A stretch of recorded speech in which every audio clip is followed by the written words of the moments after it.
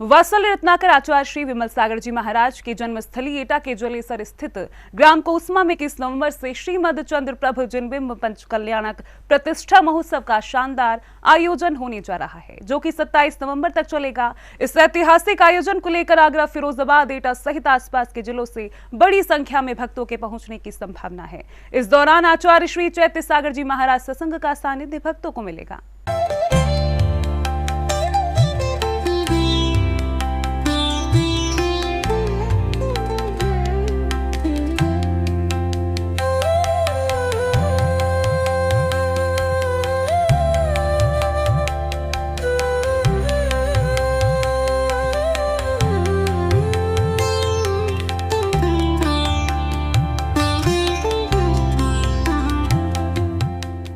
लगभग 4 lakh square feet में आयोजन की तैयारी, हजारों लोगों के लिए की जा रही समस्त व्यवस्थाएं, भव्य भोजनशालाएं और सर्वांग भूषण आचार्य श्री चैत्य सागर जी महाराज सत्संग का मंगल सानिध्य। अद्भुत होने वाला है वात्सल्य रत्नाकर आचार्य श्री विमल सागर जी महाराज की जन्मस्थली एटा के जलेसर स्थित ग्राम कोसमा में आयोजित पंच कल्याणक महोत्सव। विगत दिन जब जिनवाणी चैनल और जैन फोकस चैनल की टीम आयोजन स्थल पर पहुंची तो 21 नवंबर से शुरू होने जा रहे इस ऐतिहासिक महोत्सव का जायजा लिया। इस दौरान आचार्य श्री को भी नमन निवेदित कर इस महोत्सव की प्रेरणा के बारे में जाना। आचार्य श्री ने बताया कि ये एक ऐसी जगह थी जहां आने की भी कल्पना कभी नहीं की थी, लेकिन 2013 में यहां आने के बाद गांव वालों की भक्ति ने इस जगह को बदल दिया। जानकर अत्यंत प्रसन्नता होगी।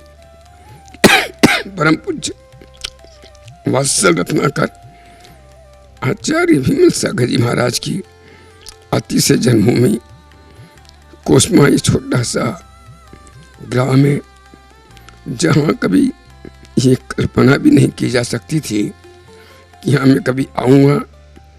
लेकिन 2013 में एक जन्मभूमि महोत्सव यहाँ बनाया गया था। गांव के घरों में ही हम रहे थे, गांव में ही वहाँ चौके आदि लगते थे। ये कुछ भी नहीं था। ये जो कुछ यहाँ है ये गांव वालों की कृपा, गांव वालों की मेहरबानी और गांव वालों की भक्ति के साथ में ही ये सारे कार्य आप लोग देख रहे हैं। तीर्थ के विकास के साथ ही अंतरंग में भावना आई थी कि ऐसे पावन स्थल पर एक ऐसा नवग्रह जिनालय बनाना चाहिए और उस भावना के साकार होने जा रही है। पूरे उत्तर प्रदेश में ऐसा सर्वोत्तभद्र जिनालय नहीं दिखेगा। अंतरंग में भावना हुई, एक सिद्ध चक्र दान किया और उसी क्षण भावना बनी कि गुरुदेव की जन्मभूमि है, यहाँ क्यों न एक जन्मभूमि के अंदर एक कोई अच्छा कार्य होना चाहिए। तो उसी समय नवग्रह जिनालय बनाने की बात हुई। मैंने अपना प्रस्ताव रखा, बहुत ज़्यादा नहीं, सिर्फ 5 मिनट के अंदर नवग्रहों की मूर्ति, शिखर, कलश, ध्वज और दातारों की भक्तों की ऐसी लाइन लग गई, महाराज जी मेरा आना चाहिए, वो मेरा आना चाहिए, मेरा आना चाहिए। उन सबकी भावनाओं को देखते नवग्रह जिनालय का निर्माण।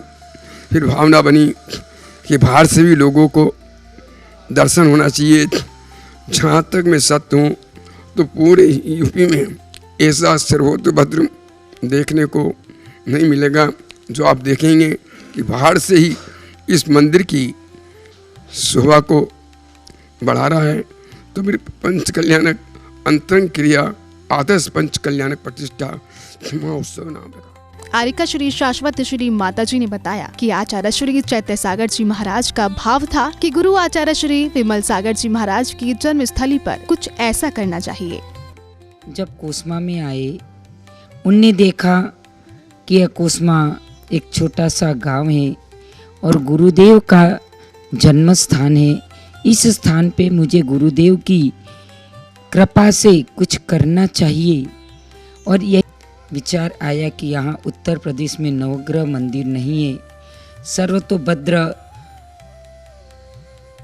एक मानस्तंभ जैसा वो भी नहीं है, तो एक अच्छे से वो बन जाए जिससे इस भूमि का अतिशय और बढ़ जाए।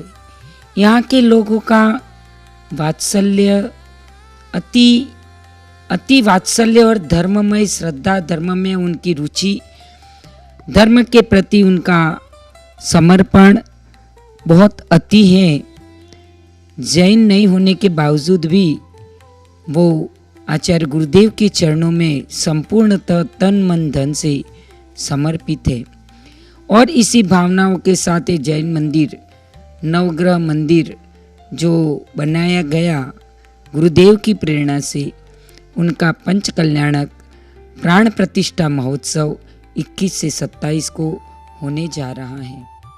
आयोजित इस वृहद आयोजन के लिए गांव के लोगों की सद्भावना देखने को मिल रही है। भव्य तैयारियां इस स्थल पर हो रही हैं। प्रतिष्ठा भी अतिशयकारी होगी।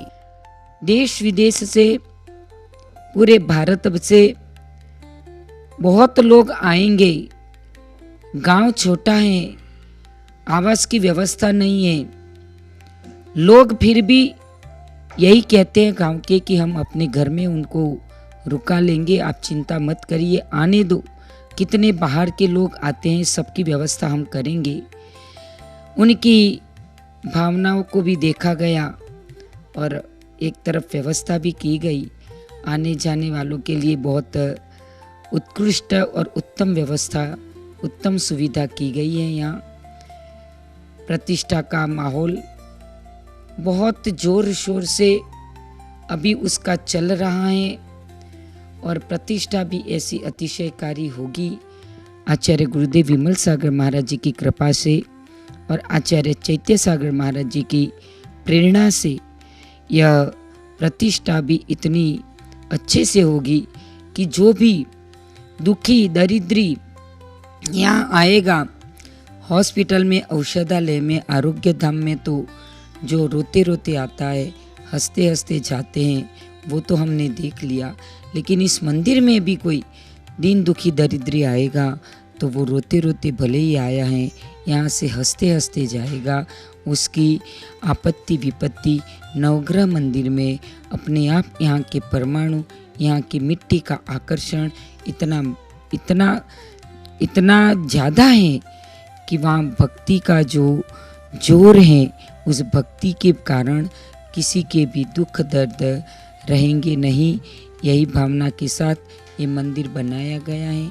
एंकर दीपिका ने पंचकल्याणक महोत्सव की तैयारियों के बारे में आयोजन के मुख्य संयोजक श्री सुभाष पाटनी से बात की। उन्होंने बताया कि लगभग 1 साल पहले इस महोत्सव की तैयारियां शुरू हो चुकी थी, लेकिन ग्राउंड वर्क तेजी से 1 महीने से चल रहा है।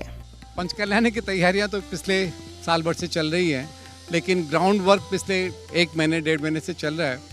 और मुझे बहुत हर्ष हो रहा है ये बताते हुए कि इस छोटे से कस्बे में, जहाँ की कुल आबादी 3-3.5 हज़ार है और आश्चर्य की बात है यहाँ एक भी जैन नहीं है, उसके बावजूद आचार्य श्री के सानिध्य में, उनके आशीर्वाद से इतना भव्य जैनालय और आप जो पीछे देख रहे हैं इतना भव्य हॉस्पिटल बनाया जहाँ पे 150 से 200 आदमियों की प्रतिदिन निःशुल्क चिकित्सा हो रही है।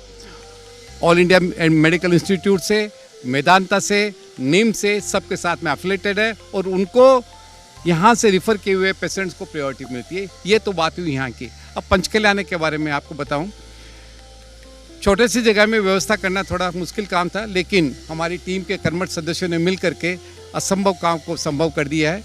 यहाँ पे 100 कॉटेजेस का निर्माण किया गया है। श्री सुभाष जी ने बताया कि भव्य महोत्सव के लिए 100 कॉटेज और 4 अलग अलग भोजनशालाओं का निर्माण किया गया है। पार्किंग और यातायात की भी समुचित व्यवस्था की गई है। पूरा आयोजन 4 लाख स्क्वायर फीट के क्षेत्र में किया जा रहा है। 100 कॉटेजेस का निर्माण किया गया है जहाँ पे करीबन 400 आदमी रहेंगे। यहाँ पे 4 अलग अलग तरह की भोजनशाला का निर्माण किया गया है जहाँ पे सब तरह के अलग अलग खाने मिलेंगे। हालांकि आप सब जानते हैं जैन शाकापुंड तथा शाकाहारी होती है, शाम के बाद में यहाँ पे भोजन नहीं मिलेगा। उन सब चीज़ों को ध्यान में रखते हुए, धार्मिक परंपरा को मानते हुए सब चीज़ों की व्यवस्था की गई है। यहाँ पूर्ण व्यवस्थाएं दी जा रही हैं। पार्किंग की समुचित व्यवस्था है, ई रिक्शास की व्यवस्था है जहाँ पे गेट के ऊपर में जो आदमी निःशक्त होंगे उनको ई रिक्शा से लाया जाएगा। और आपने तो अभी तक एक छोटी सी झलक देखी है। मंदिर श्री के पीछे जब आप देखेंगे तो करीबन 4 लाख स्क्वायर फीट में पंचकल्याणक महामहोत्सव का आयोजन किया जा रहा है। आप अभी पीछे चलेंगे तो आपको ये सब देखने। वात्सल्य आरोग्य धाम के महामंत्री श्री विजय पाटनी जी ने इस नवनिर्मित मंदिर के बारे में बताते हुए कहा कि ये उत्तर प्रदेश का पहला सर्वोत्तभद्र जिनालय बना है जो कि पश्चिम मुखी है। मंदिर के बारे में मैं एक ही बात कहना चाहता हूँ, और ये जो आप देख रहे हैं सर्वोत्तभद्र, ये सर्वोत्तभद्र यूपी में पहला सर्वोत्तभद्र बना है और कहीं पे भी नहीं बना है। और ये जो मंदिर है ये भारतवर्ष में एक पहला ऐसा मंदिर है जो पश्चिम मुखी मंदिर है। आपने देखे होंगे जितने भी मंदिर है भारत के अंदर में सब पूरब मुखी होते हैं, ये पहला मंदिर है जो पश्चिम मुखी है। और इस मंदिर में भव्य मंदिर बना है, आगे भी हम चाह रहे हैं कि इसके अंदर इतना अच्छा।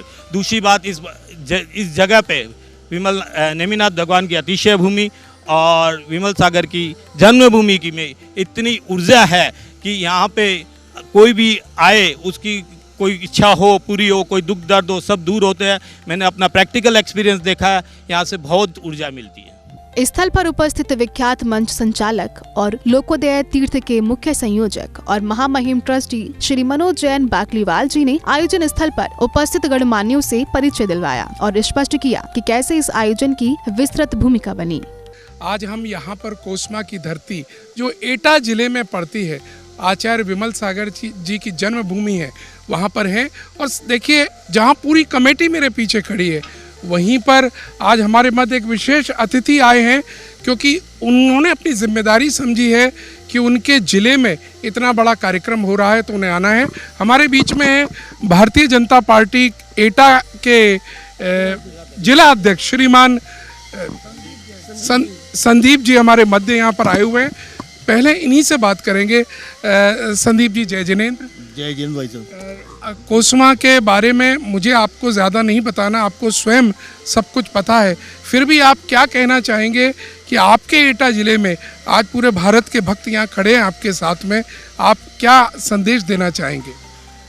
संदेश में क्या देना चाहता हूँ, लेकिन मनोज जी भाई साहब, संदेश ये ऑलरेडी जा चुका है पूरे भारत के अंदर कि कोस्मा एक एटा जिला जो पिछड़ा जिला माना जाता है और काफ़ी हिंसाग्रस्त क्षेत्र भी था, अब नहीं है, लेकिन उस छोटे से ग्राम में कोस्मा में जहाँ एक भी जैन परिवार नहीं है। दूसरा, चूँकि आचार्य श्री चैतसागर जी महाराज जहाँ विराजमान हैं और उनके सानिध्य में जो काम हो रहा है, जो अपना नवग्रह मंदिर बन रहा है, एक मैं समझता हूँ उत्तर प्रदेश में ये सबसे भव्य मंदिर होगा।